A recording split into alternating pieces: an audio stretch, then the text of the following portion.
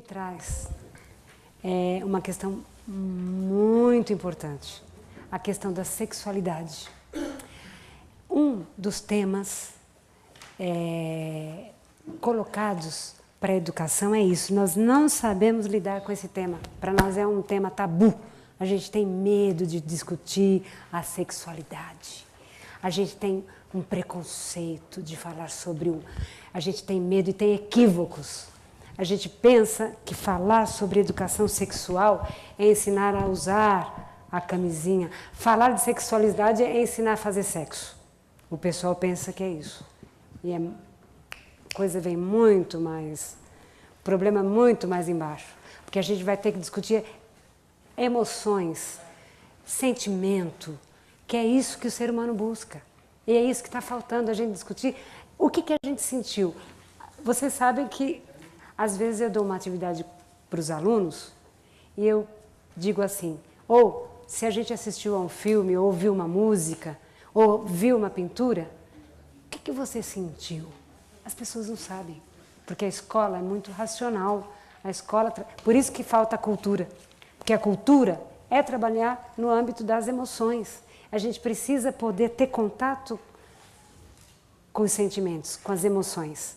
E esse outro tema da afetividade, do respeito ao outro, dos direitos humanos, é esse lado que falta antes de discutir, porque normalmente quando as crianças apresentam as suas curiosidades, o que está faltando não é nem isso, é a questão da carência do afeto.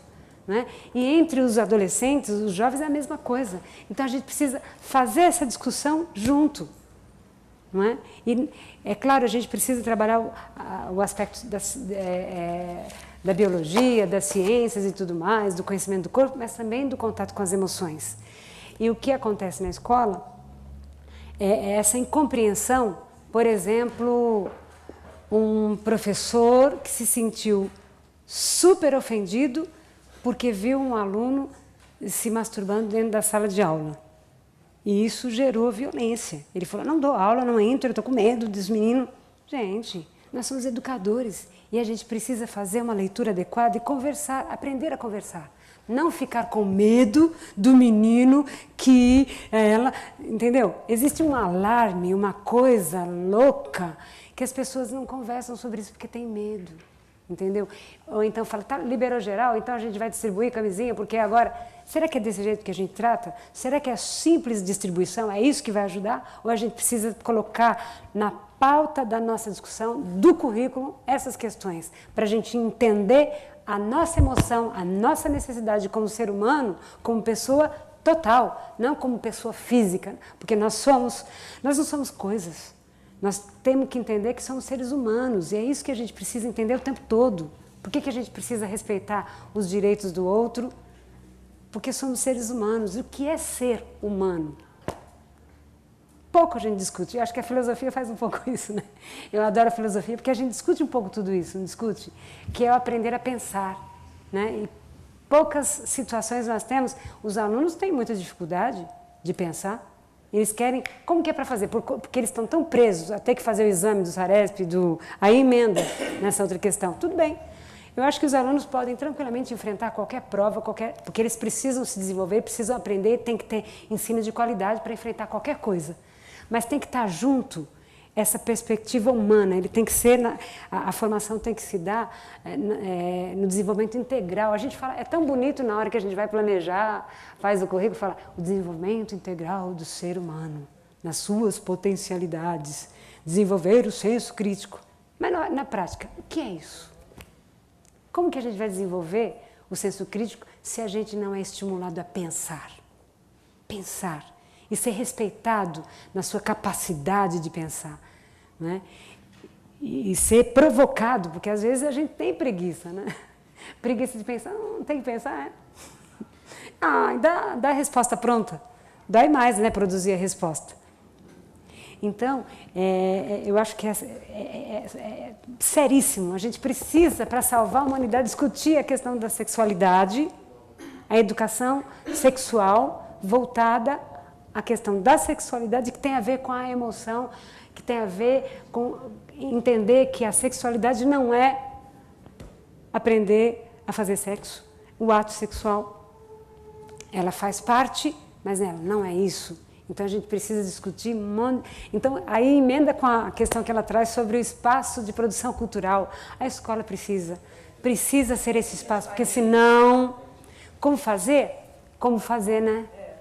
Como que a gente faz isso? Tendo uma vontade, tem que partir de um grupo como essa escola no Butantã que você está falando, e a gente precisa falar, olha, lá existe uma escola que foi capaz, vamos lá. Então, quem bancou? Com certeza foi essa diretora. Eu conheci uma vez uma escola, vocês ouviram uma época o pessoal discutindo muito a escola sem paredes, a escola da ponte? Essa moça. É essa, eu conheci. Ela foi em Santo André. Deve ser. Ela falou: olha, nós derrubamos literalmente todas as paredes. Eu amei. E nós precisamos dessas mulheres, dessas professoras, desses profissionais corajosos em derrubar muros. E dane-se qual seja o governo. E publiciza.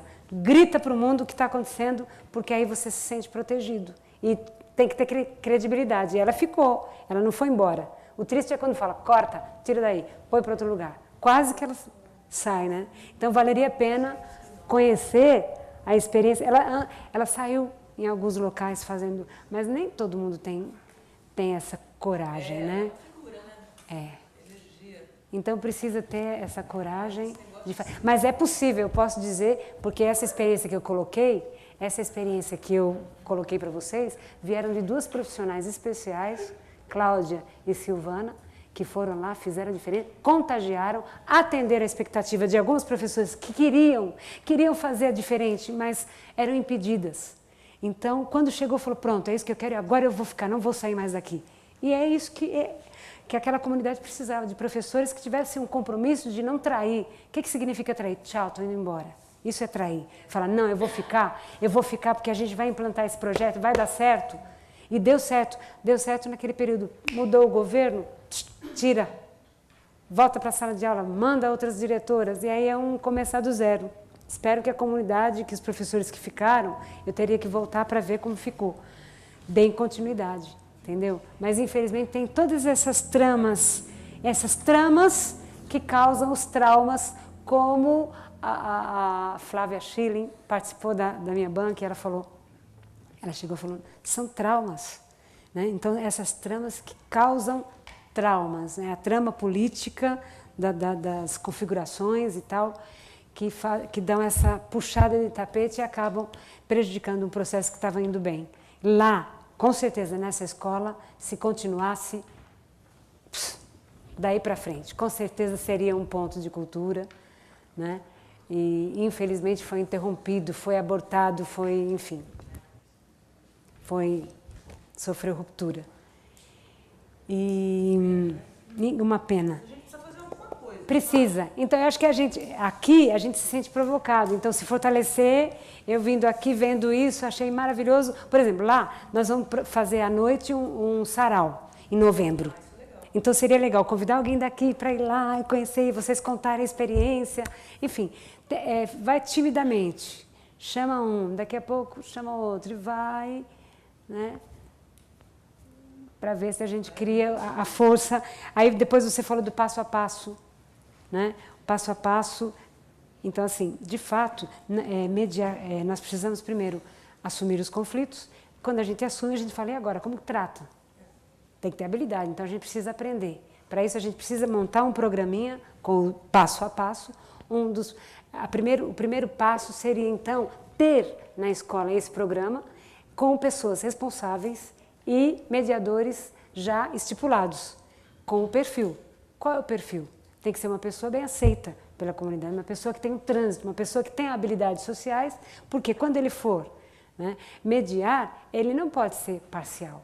Ele precisa ouvir, e não é ele que vai dar, o mediador não é o que julga ou o que dá a solução. É aquele que está acompanhando o diálogo, promovendo o diálogo entre as partes envolvidas para que elas apresentem